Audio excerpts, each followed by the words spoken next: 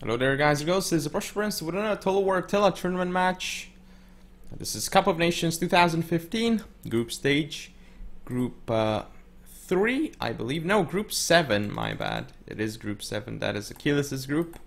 But anyway, it is Achilles of Agony playing as the Huns against Red Orc of VM, who is Assassinate Empire. So I'm going to put it in slow-mo. This is an interesting matchup because Huns and Assassinates are considered to be two of the weaker factions in the current metagame, so we'll see how this one is going to play out very shortly. Alright, so we have forward Huns, Step Chieftain General with Brace, rest of the cavalry still 5 Step Lancers. Up front we see 3 sword units, again, well, it looks like there's a change, so 3 Step Tribespeople. Behind those, we have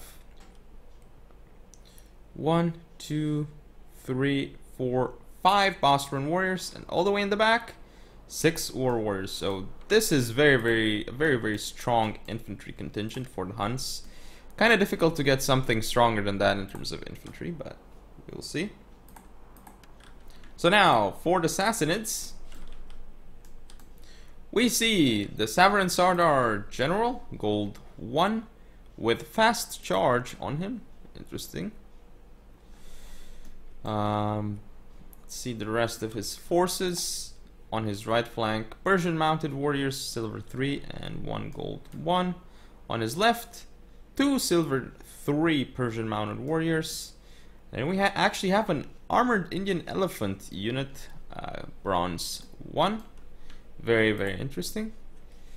That the Assassinates are bringing them, but it might work against this composition. He has to be really careful because if he gets shot by javelins or something like that, his units are going to get pretty much destroyed.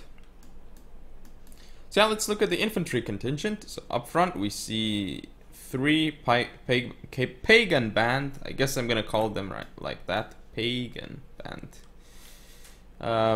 His center is composed of a mix of, let's see, Sogdian warriors, 2 of those, Dynamite warriors, and an elite Dynamite warrior over here.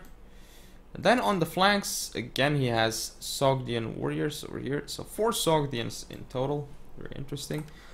And those are the builds for both players. So let's actually see how this game progresses. I'm going to fast forward a little bit because it's just a bit of maneuvering going on right now. As you can see, both players are trying to get the best position on their opponent. You can see here that they're really maneuvering like crazy. Both of them are kind of in the center right now, but I guess they don't really want to attack each other. It's like Red Orc continues to reorganize his forces, as does Achilles.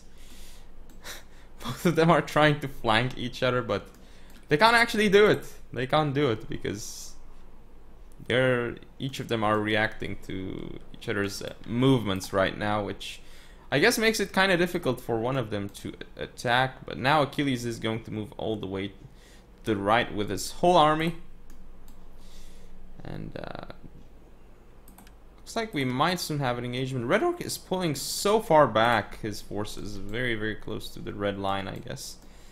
Not quite at the red line yet.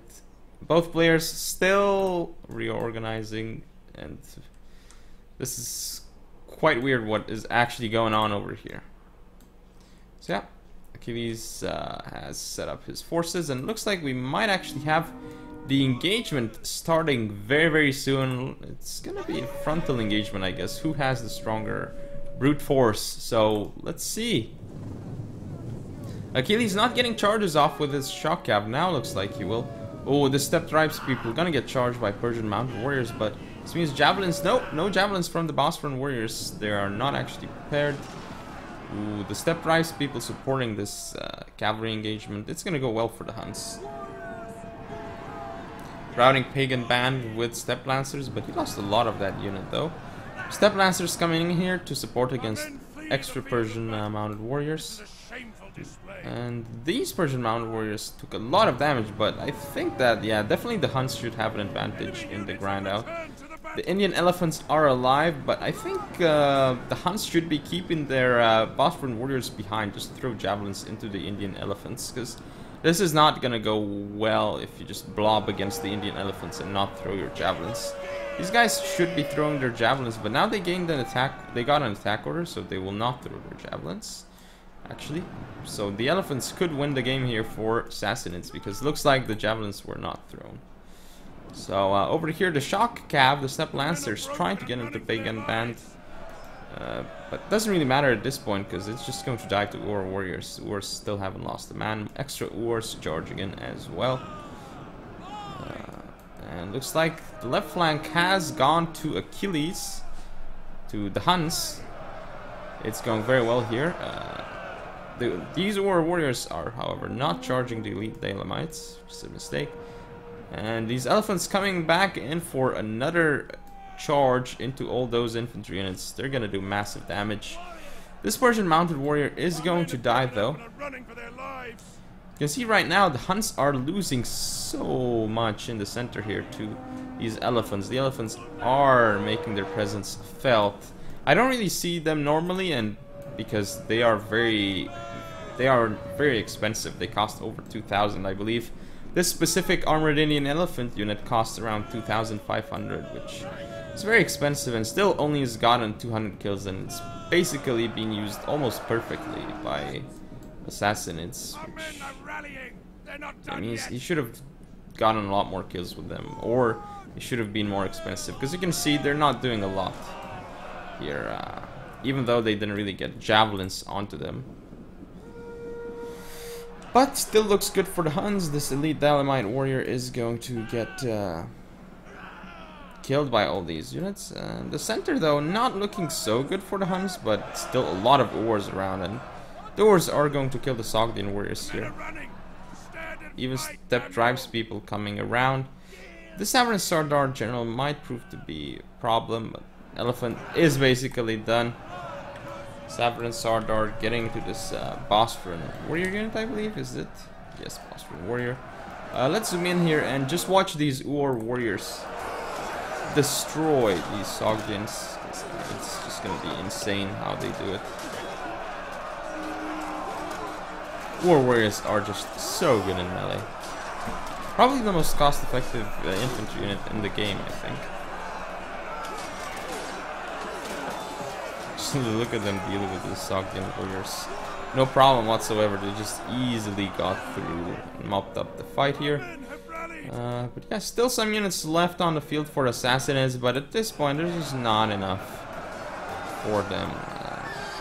That unit is going to be off the field. Sogdian warriors routing off the field, and again not much left for the Sassanids. Just his general unit, who should die right now. Is this it? I guess that was the general unit, maybe. Who knows? I couldn't get a great look at him. Pyrrhic victory, because it was kind of close, as you can see. Less than 800 men. Well, I say kind of close. But the elephants almost did a lot, but 242 kills. It sounds funny, but they're actually not worth it. Even in this almost perfect scenario, which they were in, they still only got 242 kills, so they didn't do their job, essentially. So it's just really, really hard to use these guys effectively. So yeah, these Sogdians did some damage. Pagan Band, kind of useless, I guess. Daylamites did some work, but the elite ones did not do much. Savran Sardar, so much damage with that general, though. But yeah, as you can see, these Steppe tribes people just acted as meat shield for the Huns, and the Urs just tanked and did very well in that regard. Well, tanked and killed. Mostly killed, though. So yeah, hope you guys enjoyed. If you want to see more, don't forget to comment or subscribe. Follow me on Facebook, Twitter, and Google+. Share the video, and I'll see you next time.